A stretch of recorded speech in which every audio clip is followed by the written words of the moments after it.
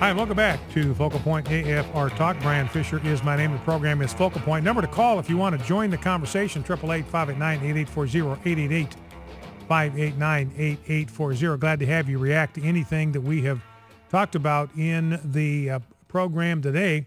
We talked about the fact in the opening segment we may not always be able to do for God the things that are in our hearts. We may have very good plans, very noble goals, noble aspirations, and we intend to do them. We want to do them. They're good. They're good plans. There's nothing wrong with the plans. And yet it may not be God's will for us to be the one that carries that plan to fruition. David wanted to build a house for God. God says, you're not the man. I'm going to put that responsibility in the hand of your son. Love to have you react to that idea. We talked with Bert Harper about the important role of pastors in reclaiming America. If you've got a thought, you've got an observation about that, glad to hear that, 888-589-8840. Just talked with Steve Lonegan, who's running for the Senate in New Jersey. Very few people have heard of Steve Lonegan. Doesn't have high name recognition. He's running against Cory Booker, who has a lot of Hollywood friends, a lot of elite friends, a lot of friends with deep pockets. So he's running a long shot campaign, but he's running as an unapologetic Reagan-esque conservative, despite what all of the talking heads and the consultants in the Republican Party say he's got to do. So that's kind of refreshing to see a guy that's just not going to bend and not going to fold and not going to kind of adjust his political campaign to whatever the consultants in the ruling class Republican part of the party seem to think. So I'd love to get your reaction to that, 888-589-8840, 888-589-8840. And again, just want to make it very clear, I am not endorsing Steve Lonegan for senator in New Jersey. I just like the fact that he is a politician. He is a candidate for public office. I could care less what his party label is, who is unapologetically conservative and is willing to run on a conservative platform. We don't endorse here. I'm glad to have Cory Booker on and ask him the same questions. I would be glad to talk to Cory Booker and get his take on some of the same questions. I have an idea Cory Booker is going to be less interested in coming on this program than Steve Lonegan. So 888-589-8840 is the number to call. And here's something else. Let's start with clip number 1, Rob, if we can. This is interesting to me. This is not a long soundbite. It's only, about 23 seconds. This is Reggie Love, who was President Obama's body man. And what that means is he was basically his constant companion. Everywhere that Barack Obama went, Reggie Love went with him. He packed his bags. He loaded his suitcases. He was his body man. Everywhere Barack Obama's body was, Reggie Love wasn't far away, played basketball with him, traveled with him, et cetera, et cetera, et cetera. So Reggie Love was with Barack Obama the day that the Osama bin Laden raid went down.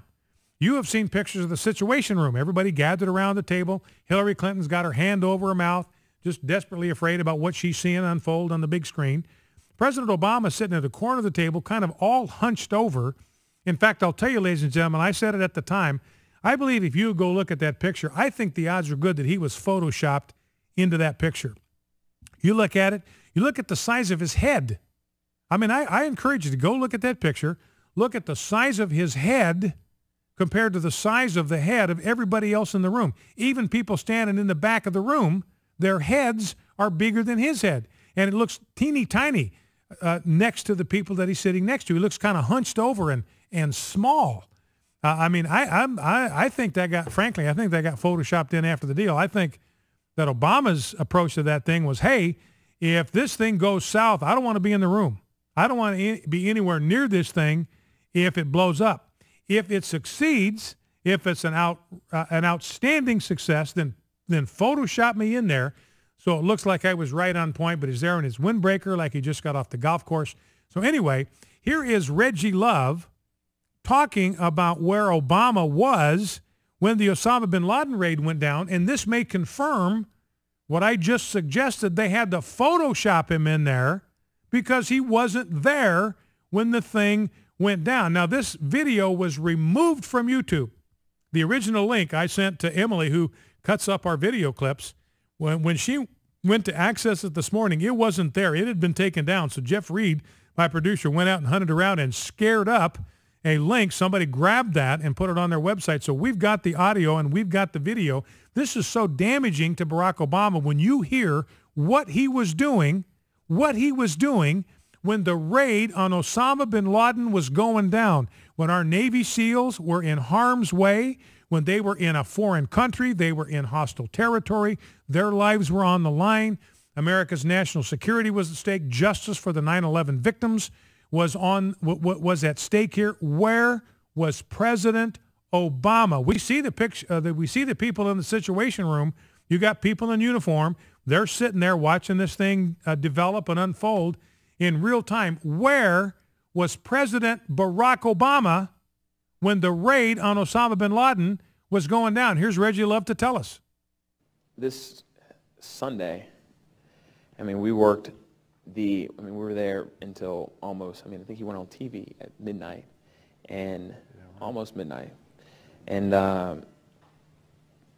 sat around in the private dining room, kind of like, most people were like down in the Situation Room, but he was like, I'm not going to be down here. I can't watch this entire thing.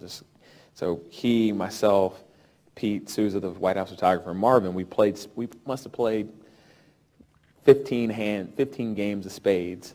So that's where Barack Obama was. That's where the commander-in-chief was. That's where the president of the United States was when our Navy SEALs were going after the most hunted man in the world. He was downstairs playing cards, if you can believe it. Now, you can understand why they pulled this video down. Reggie Love at some kind of conference or symposium or something at UCLA spilling the beans. He wasn't supposed to say this.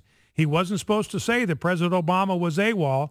He was off duty. He was absent. He was away from his post. He was downstairs playing spades when this central incident of national security was unfolding before his very eyes. He wasn't anywhere near the Situation Room.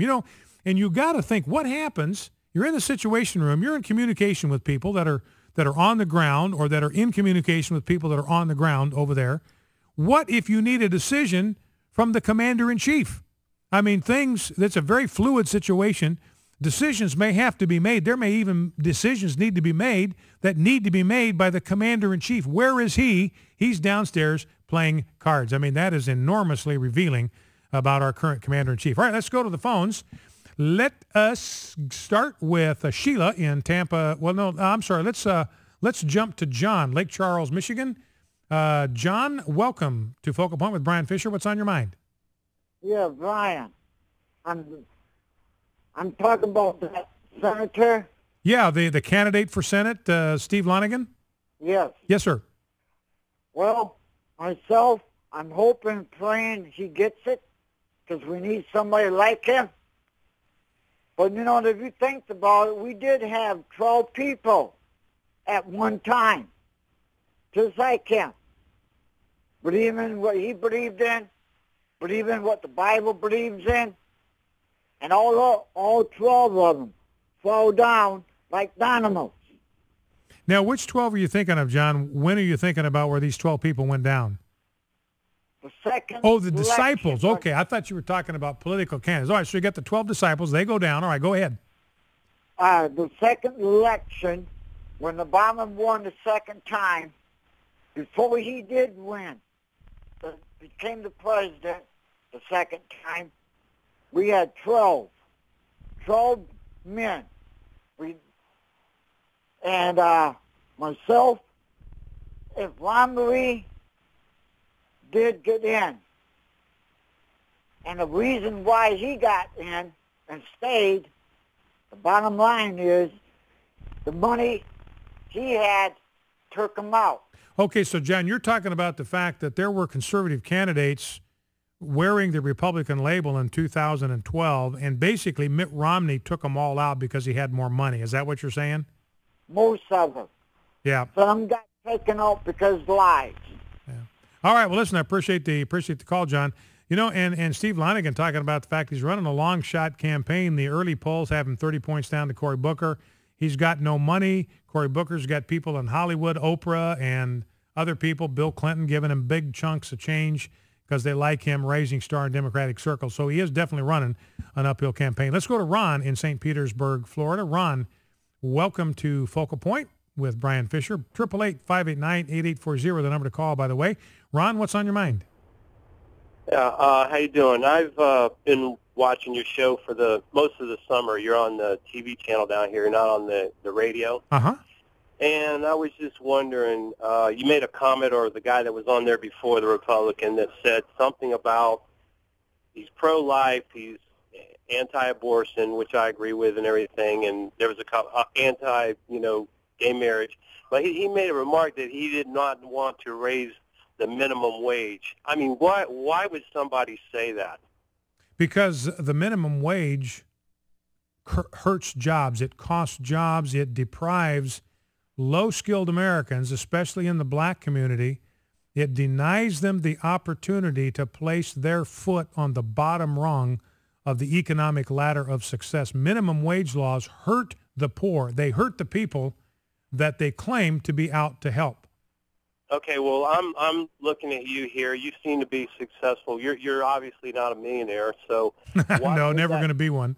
Right. Well, most people won't. But if you look at the majority of the mega rich in this country, they could well afford to raise the minimum wage to maybe $15 an hour, so people could, enjoy a few things that they have. Yeah, but see, here's the deal. Here's the deal, Ron. What we want to do is we want to keep the government out of negotiating the compensation for workers and their employers. We want the employee to be able to get the best deal that he possibly can get. And if an employee wants to make more money, one of the things he can do, Ron, is improve his skills, work harder, make himself more indispensable. If he feels he has skills that are not adequately being rewarded, he can go and work for somebody else. Government doesn't need to have any role in that whatsoever. There always is a minimum wage. That's the minimum wage you will accept to do work for somebody. There'll always be a minimum wage. That's between the employer and the employee. Focal Point and AFR Talk will be back after the news.